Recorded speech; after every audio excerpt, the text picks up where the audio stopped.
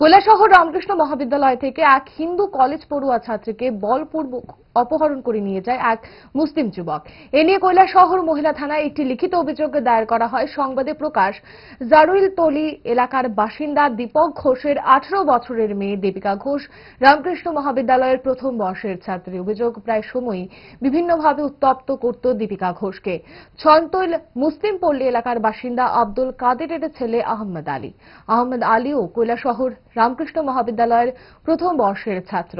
এ নিয়ে এলাকায় তীব্র উত্তেজনা দেখা দিয়েছে। এদিকে একটি হিন্দু সংগঠনের পক্ষ থেকে পুলিশের কাছে দাবি জানানো হয়েছে, যাতে করে মঙ্গলবার এর মধ্যে মেয়েটিকে উদ্ধার করে পুলিশ, নতুবা আন্দোলনে নামতে বাধ্য হবে সংগঠন। অন্যদের কাছে জিজ্ঞাসা করে যে আমার মেয়ে কোথায়, তো ওইভাবে করতে মেয়েকে যখন পাচ্ছেন না, খোঁজখবর নিতে নেওয়ার পর মা জানতে পারলেন যে ওই আহমেদ আলী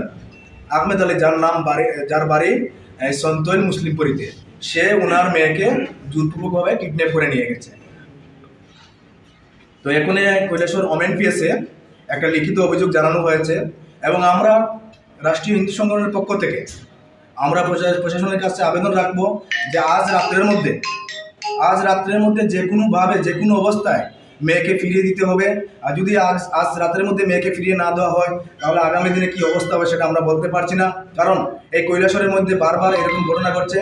আমরা এটাও আহ্বান রাখবো যে মুসলিম সম্প্রদায়ের মানুষের কাছে আহ্বান রাখবো, যারা মুসলিম সম্প্রদায়ের শুভবুদ্ধি সম্পূর্ণ মানুষ যারা আছেন, আপনাদের কাছে এই আবেদন থাকবে, কৈলাসহরের শান্তি সম্প্রীতি যাতে বজায় থাকে, আপনারাও সেই দিকে লক্ষ্য রাখবেন এবং আপনারাও এই সমস্ত বিষয়কে প্রশ্রয় দেবেন না, আমাদেরকে সহযোগিতা করবেন।